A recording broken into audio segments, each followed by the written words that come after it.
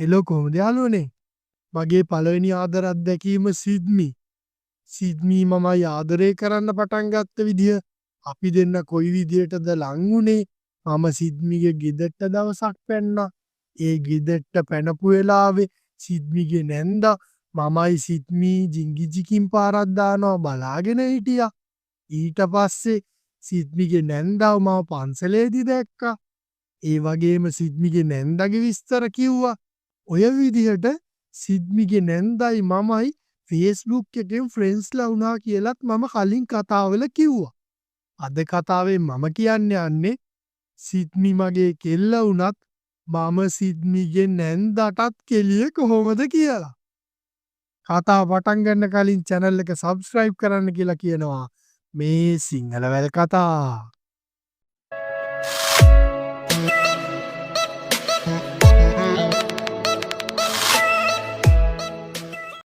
එදා Facebook chat එකේදී මම සිඩ්නිගේ නැන්දගෙන් ඇහුවනේ මට එයාගේ කතාවත් කියන්න කියලා. සිඩ්නිගේ නැන්දගේ කතාව සිද්ධ වෙලා තියෙන්නේ මෙහෙමයි. සිඩ්නිගේ නැන්දයි එයාගේ කලින් බොයිෆ්‍රෙන්ඩුයි හම්බෙලා තියෙන්නේ කැම්පස් එකේදී. කැම්පස් කාලේ යාළු වෙද්දී ඉතින් වැඩිය විස්තර හොයන්නේ නැහනේ. කොහොමද දෙන්නම උගත් දෙන්නෙක් හින්දා පෞල් පසුබිම වැඩිය හිතන්නේ. ඒ හින්දා මේ දෙන්න යාළු වෙලා ආදරේ හොඳට විඳලා තියෙනවා. මොකද සිඩ්නිගේ නැන්දා එහෙම නැත්තම් කවිසක්ක ගිහිල්ලා තියෙන්නේ පේරාදෙණිය කැම්පස් එකට. පේරාදෙණිය කැම්පස් එකේ තියෙන අසුමුළු එක්ක දවසට දෙපාර තුන් පාර වුණත් කොටු පයින්න ඕන හැටියේ ඉඩ තියනවලු. ඔය විදියට කැම්පස් කාලේ ඕන හැටියේ මේ දෙන්න ජීවිතේ විඳලා තියෙනවා. සිඩ්නිගේ නැන්දා කිව්ව විදිහට සෑහෙන්න වතාවක් මේ දෙන්න එකතු වෙලා තියෙනවා. සිඩ්නිගේ නැන්දා වැඩිය බර කරන්න නැතුව කිව්වා වුණත් මට හිතා ගන්න පුළුවන් අර කොල්ලා ඉහේ කෙස් ගානට මෙයාට කෙලලා ඇති කියලා. එසයායකට තදින්ම විරුද්ධ වෙලා තියෙන්නේ කවිශක්කගේ ගෙදර කට්ටියලු. ඒකට හේතුව විදියට එයා කිව්වේ කොල්ලගේ අම්මයි තාත්තයි ඩිවෝස්ලු. අනික කොල්ලගේ පවුල් පරිසරය වුණත් එච්චර හොඳ එකක් නෙමේලු. ඕවත් එක්ක කවිශක්කගේ ගෙදරින් මැරුවත් මේ කෙල්ලව උඹට දෙන්නේ කියන ලෙවල් එකටම විරුද්ධ වෙලා තියෙනවා.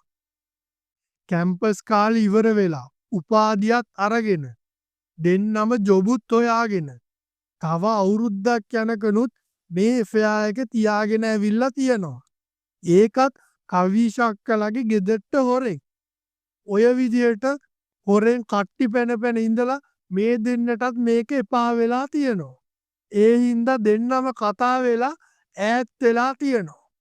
කොහොමින් හරි මේ වෙද්දි අර කොල්ලා බැඳලා අවුරුදු 2ක ළමයෙකුත් ඉන්නවලු. ඒ කොල්ල කසාද බැන්දට පස්සේ නම් කිසිම වෙලාවක මම යා ගැන හොයලා බැලුවේවත් නෑ මල්ලි කියලා තමයි කවිශක්ක මට කිව්වේ. කතාව ඔහොම කියාගෙන යද්දි මැද්දෙන් පැනලා මම ඇහුවා දැන් අක්කේ උදේ හවස හැමදාම ඔය දෙන්න හම්බෙලා ලං වෙලා ඇඟට එක හුරු වෙලා නැද්ද? ඊට පස්සේ ඔය දෙන්න ඈත් වුණාම ඕගොල්ලන්ට ඒක දැනුනේ කොහොමද කියලා. මං එහෙම ඇහුවාම කවිශක්ක මට කිව්වේ මමත් සාමාන්‍ය කෙල්ලෙක් නෙමල්ලි. ඉතින් මටත් හැඟීම් දැනීම් තියෙනවා. මොනා වුණත් ඒ කාලේ මම යාට ඇබ්බැහි වෙලා වගේ ආදරය කරේ. ඒ හැඟීමට මම වශී වෙලා වගේ හිටියේ කියලා. ඊට පස්සේ මම ආයෙත් ඇහුවා නෑ නෑ අක්කේ මම අහන්නේ ඔයා කොහොමද ඒක නැති වුණාට පස්සේ හිත හදාගත්තේ? එකපාරටම කොහොමද ජීවිතේ වෙනස් වුණාම ඔයාට ඒක දැනුනේ කියලා. මං එහෙම ඇහුවාම කවිශක්ක මට කියනවා හා ඒ පැහිච්ච එකක් උඹට වැඩක් නෑ. ඔබටත් ඕන් නැති එකක් නෑ කියලා. කවිශක්ක මට සැර දැම්මාම මම කිව්වා නෑ නෑ අක්කේ මමයි සිඩ්නිත් කොච්චර ආදරෙන් හිටියත් අන්තිමට ඈත් වුණොත් එහෙම කොහොමද හිත හදාගන්නේ? ඒ හින්දා දැම්මෝවා දැනගෙන තියාගන්න එක හොඳයිනේ. ඒකයි මං එහෙම ඇහුවේ කියලා. ඒ මැසේජ් එක දාපු ගමන්ම කවිශක්ක මට ආයේ කෝල් කරලා කිව්වා උඹ මේ හැමදේම අපේ කෙල්ලට කරලා කෙල්ලව දාලා යන්න හැදුවොත් නම් මම කපලා දානවා උඹේ ඇටවල්ල කියලා.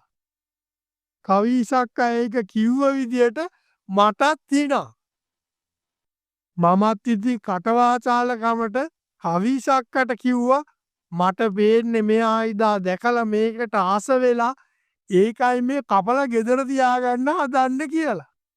එහෙම කිව්වහම කවිසක්කා මට කියනවා අනේ ඵලයන් වනචර යන්න අද මං විතරයි ගෙදර දොරවල් ජනෙල් ඔක්කොම වහලත් දන්නේ මං පොඩ්ඩක් බලලා එන්නම් කියලා.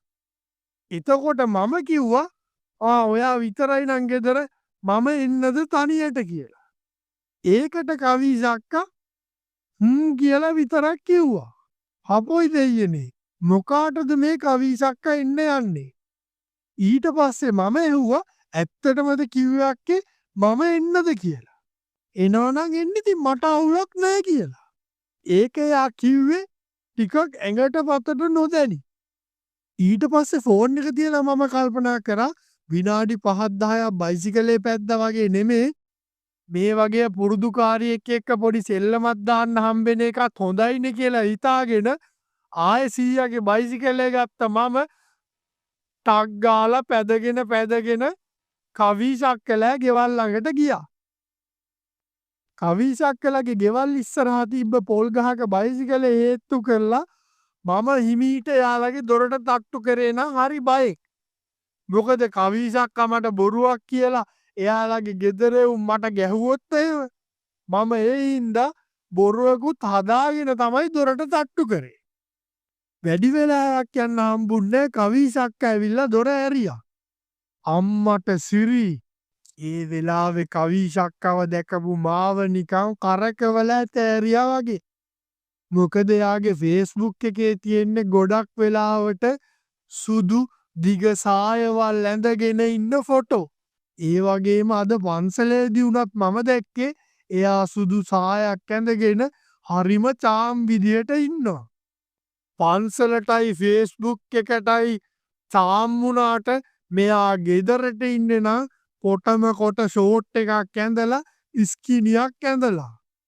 ඒක දැක්ක ගමම්ම මගේ මල්ලි කලිසම ඉරාගෙන එළියට එන්න වගේ. ඒක කවිසක්කට නෝට්ටුනාද කොහෙද? එනවා ගේ ඇතුළට එනවා කියලා මාව ගේ ඇතුළට ඇදලා ගත්ත කවිසක්කා ඒ ඩිංගට මේක කෙලින් කරගෙන මේක නම් පුදුම වලත්තෙක් කියලා මගේ මල්ලිව මිරිකුවා. ඒක නම් මට රිදුනත් එක්ක මම ඉතින් ආව් කියලා කෑ ගැහුවා. ඒ වෙනකොටත් කවිසක්කත් හොඳට ඇවිස්සලා හිටියේ. පැනපු ගමන් මාව ළඟට ගත්ත කවිසක්කා මගේ මූණ පුරාම ඉඹගෙන ගියා.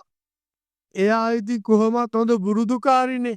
මම ඉතින් එයාට කරන්න ඕන හැම දෙයක්ම කරන්න කියලා එයාට කීකරු වෙලා ඔහේ බලාගෙන හිටියා. පුරුදුකාරියක් එක්ක සෙල්ලමක් දාපු මගේ ජීවිතේ පළවෙනි අත්දැකීම වුණේ එදා.